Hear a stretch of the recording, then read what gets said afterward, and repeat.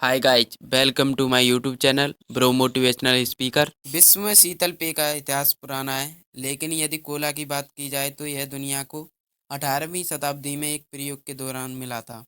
शुरुआत में इसे सिरप के तौर पर बेचा जाता था।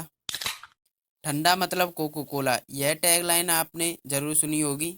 गर्मी में गला तर करने के लिए कोला पिया भी होगा। लेकिन कोला ही नहीं बल्कि अन्य ब्रांड का स्वाद भी कभी ना कभी तो चखा ही होगा।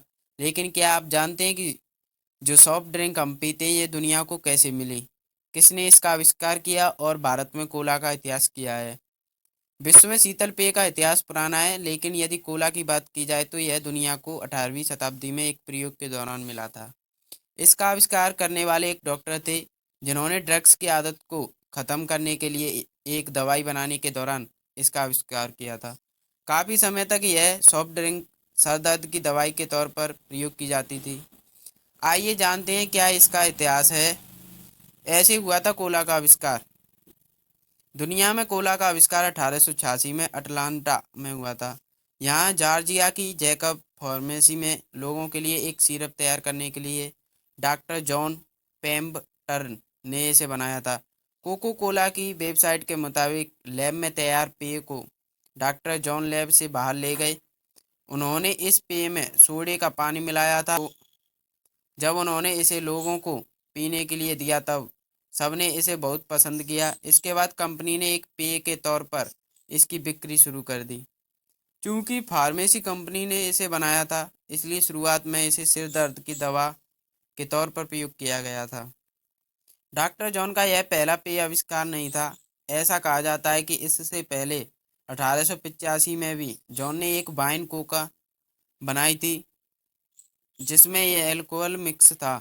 इसका प्रयोग एक टॉनिक के तौर पर किया जाता था। हालांकि कुछ समय बाद ही एक विधेयक की बहुत से इस पर रोक लग गई और कंपनी ने नई दवा बनाने का प्रयास शुरू किया। इसी प्रयोग के दौरान कोला का जन्म हुआ।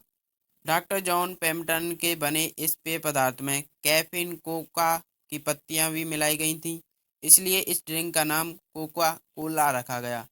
ऐसा कहा जाता है कि ड्रिंक को नाम फ्रैंक रॉबिन्सन ने दिया था। शुरुआत में यह कोका कोला एक दिन में सिर्फ 9 गिलास ही बन पाता था। धीरे धीरे इसकी मांग बढ़ी और आज विश्व में इसकी अरबों बोतलें बिक जाती हैं। भारत में कोको कोला की बिक्री 1949 में शुरू हुई थी। उस समय भारत में सिर्फ यह एक कंपनी थी।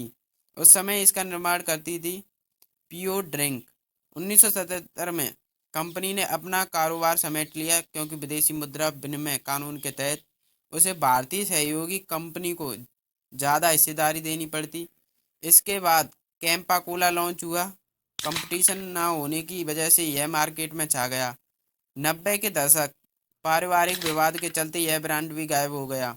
इसके बाद पेप्सिको ने भारत में एंट्री की। 1991 के बाद कोको कोला ने दोबारा भारत में अपने उत्पादों की बिक्री शुरू की। आपको इस वीडियो में कुछ जानकारी मिले हो तो कमेंट में ज़रूर लिखें। धन्यवाद वीडियो देखने के लिए।